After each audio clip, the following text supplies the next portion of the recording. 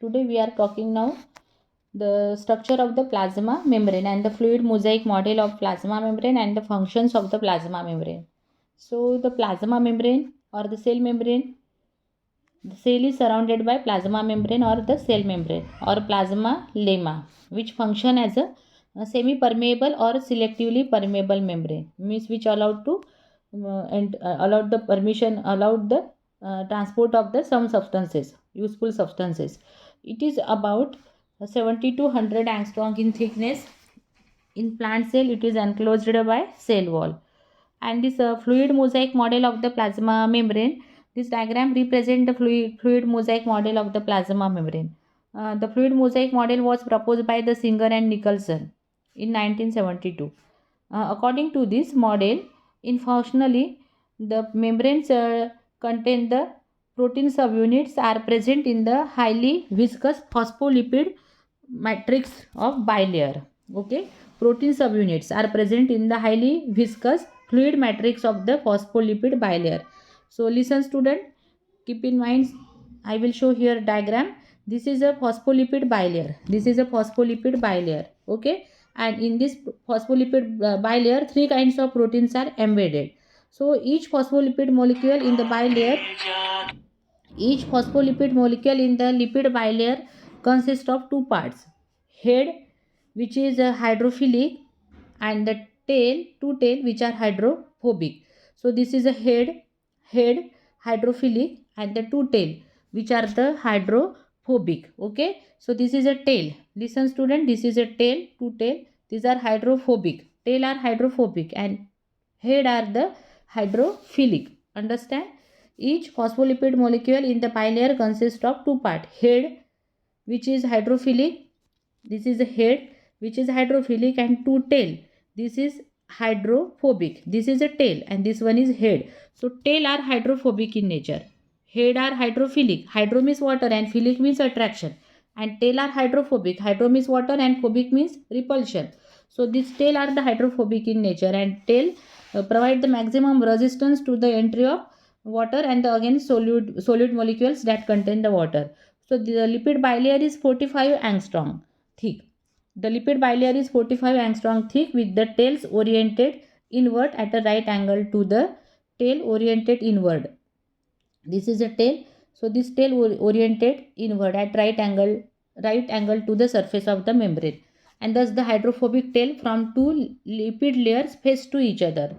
The external surface of the lipid bilayer has hydrophilic head, and the hydrophobic region of the lipid bilayer provide maximum resistance to the entry of hydrophilic and the polar solutes. Polar means those have the partial positive or partial negative charge, because due to the differential electronegativity of the atom, they having the partial positive charge or partial negative charge, that is called a polar. So keep in mind, this is a lipid bilayer means proteins unit are embedded in the phospholipid bilayer. So this is a phospholipid bilayer. This is a phospholipid bilayer. So this phospholipid bilayer consists of the head and tail. So this is a tail which are present outer surface, and head are present inner surface. So these hydrophobic tail are hydrophobic in nature, and head are hydrophilic in nature. So proteins of the cell membranes are a globular protein, and based on their organization, the membrane proteins are of three types. Three kinds of proteins are present here: extrinsic proteins.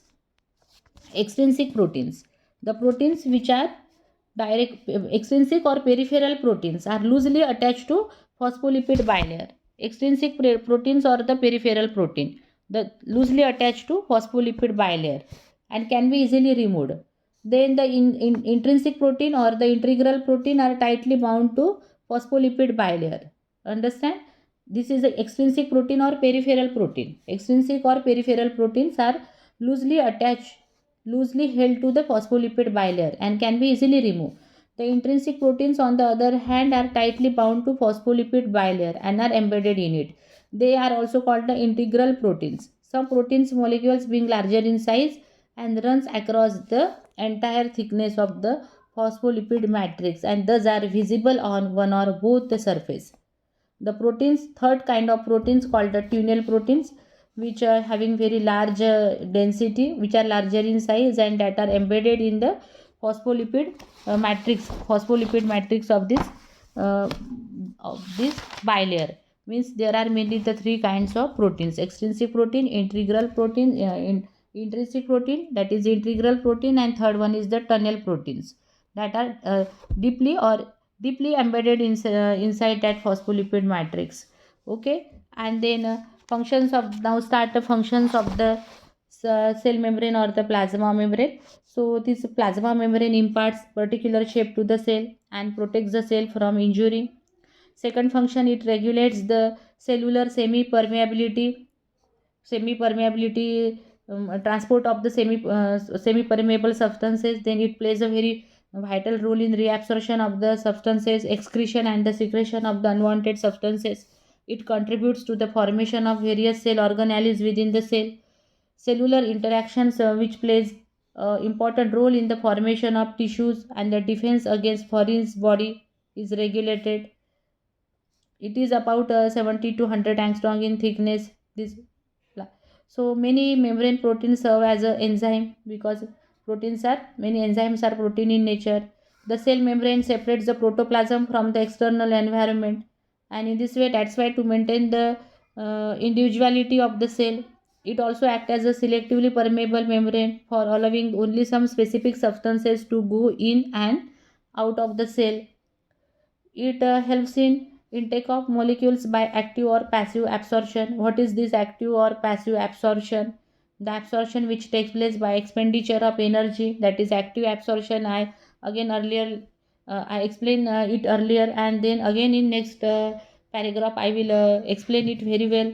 It serves as a receptor for various chemical stimuli such as amino acids. What are the receptor? Means it acts as a sensory cell, and it receives the stimuli of various chemical stimuli such as amino acids, hormones, and the sugars.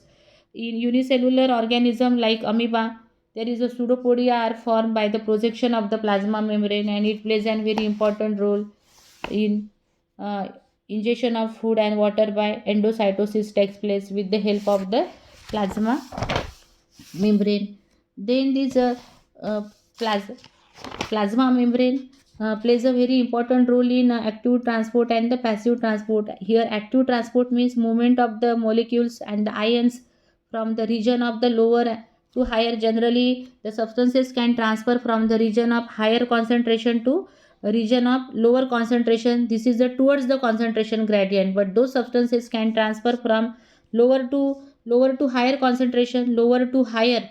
This is the lower to higher. This is a transport of substances against the concentration gradient. But what I mean to say, what is the active transport, I already explained here. The transport or absorption which takes place with expenditure of energy, and there is a, in cytoplasm there is a mitochondria are present, and that mitochondria provide energy for this transport, that is the active transport. So that's why the movement of the molecules and ions from the region of lower concentration to the region of higher concentration. Lower to higher means this is the against the concentration gradient. It needs energy, and this energy provided by mitochondria in cytoplasm of the cell.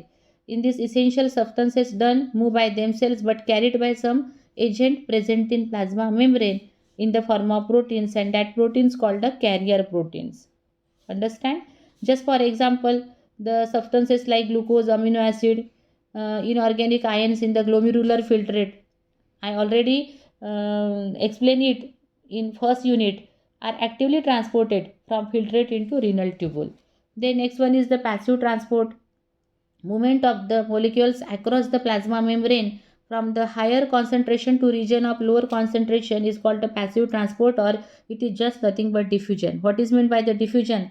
The movement of substances from higher to lower, this is diffusion, and lower to higher, this is a osmosis. These are the two words, that is osmosis and the diffusion. Higher to lower, this is the diffusion, and lower to higher, this is the osmosis. So the plasma, there is a movement of the molecules across the plasma membrane from the higher concentration to the region of lower concentration is called the passive transport or diffusion. And this passive transport does not require the energy, but active transport requires the energy. Plasma membrane is permeable to water molecules, process by which water molecules from the region of higher water concentration to region of lower water concentration is called osmosis. The process in which water molecules enter into the cell from the surrounding medium, this is the endoosmosis. Means water molecules enter into the cell from the surrounding outside of the medium. This is endoosmosis. Endo means inside, and the process by which water move into the outside in the surrounding medium. This is the exoosmosis, because exo means outside and endo means inside. In some plant cell, due to excessive exoosmosis, the cytoplasm along with plasma membrane shrink away from the cell wall. Shrink away from the cell wall, plasma membrane and the plasma membrane and the cytoplasm shrink from the cell wall, and this process called the plasmolysis. Then in some case of exocytosis, transport of the substances from the cell its outside by means of carrier molecules is called the exocytosis, and this exocytosis, it is also called the cell vomiting. Then in case of pinocytosis, it is also called the cell drinking fluid particles through the plasma membrane. Fluid particles enters in the plasma membrane. This is pinocytosis or cell drinking. What is a phagocytosis? The process of intake of large size solid food substances inside the cell is called the phagocytosis, or it is also called the cell eating. Phagocytosis is the most common in protozoans and in mammalian WBCs, that is leukocytes. Most of the macrophages act as a function of the phagocytosis, and that engulf the bacteria and the dead cells. So here all these are the functions of the plasma membrane, and here finish my topic, that is the fluid mosaic model of the plasma membrane and the functions of the plasma membrane. So students, thank you very much for this today's session.